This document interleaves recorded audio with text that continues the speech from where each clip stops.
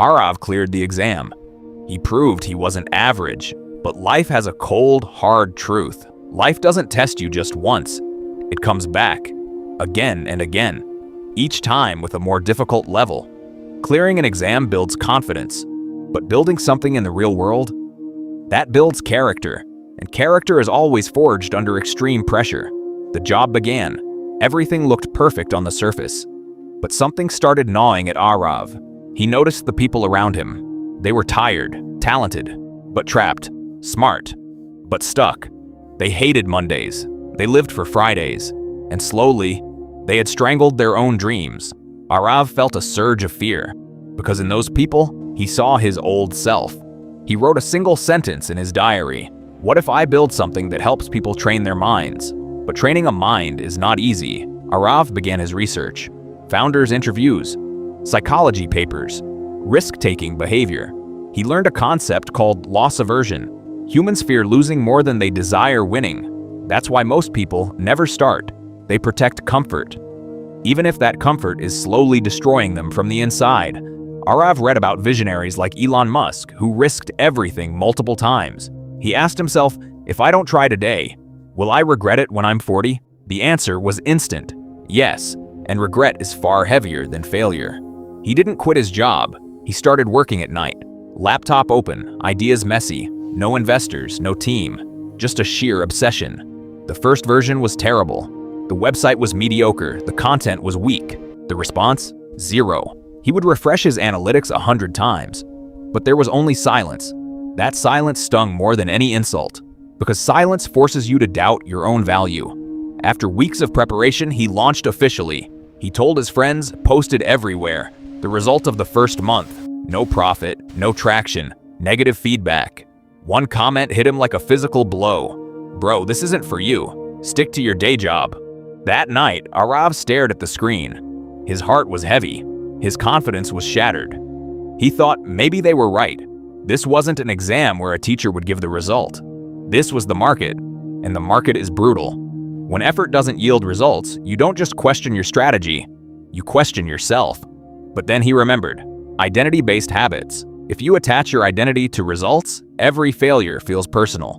But if you attach it to growth, every failure is just data. He shifted his focus from how many views to how much value. Months passed, job by day, building by night. Stress escalated, cortisol high, energy low. One evening, he snapped. He slammed his laptop shut and screamed, "Enough, I can't do this." He was ready to quit, logically. The effort and the results weren't matching. Burnout doesn't arrive with a shout. It whispers in your ear, "This is all pointless, just let it go." Aarav walked outside. He sat alone in the cold air. He realized something profound. Discipline gets you success, but recovery sustains it. He took a 1-week break. He did nothing. He just thought.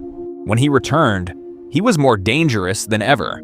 He traded hard work for smart work. He mastered storytelling. He understood that people don't connect with information. They connect with stories.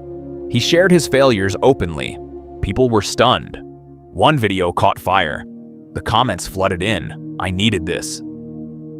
I was going to quit today, but not anymore." Aarav stared out of the window of that international flight. The city below looked like tiny specks of light. The same boy who once wept at 19 over a failed entrance exam was now on his way to speak on a global stage. Success had arrived. The money was flowing. The name was growing. But success has a bitter truth. It is never free. It demands a price, and Aarav was about to pay it. Exactly 1 hour before stepping onto the biggest stage of his life, a phone call came from home, a medical emergency. Savings were drained. His father's health had taken a turn for the worse. On one side was the dream stage he had worked years for. On the other were his responsibilities. In this moment, Aarav was gripped by what psychologists call the success paradox. As you rise, your old world and old relationships try to pull you back down.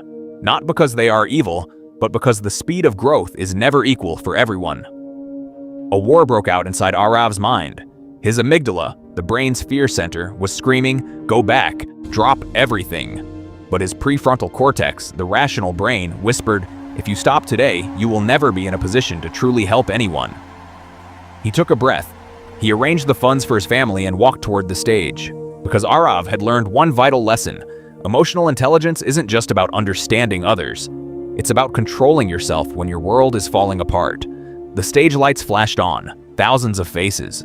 Aarav began to speak, but it wasn't a speech, it was an exorcism. He told them that discipline isn't hype, it's pain.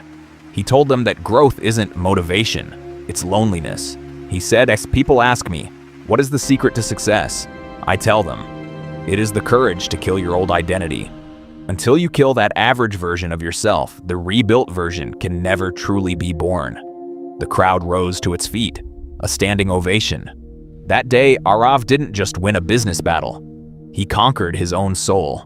1 year later, Aarav sat in the same room where it all started, staring at the same ceiling. His company was now changing thousands of lives. But he had changed. He no longer checked analytics for validation. He no longer begged for approval, because he realized something profound.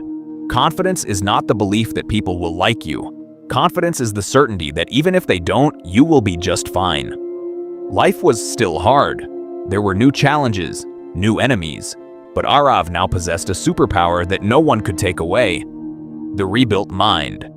Your limit is not what the world tells you. Your limit is where you decide to stop. Don't stop. Just train. The end.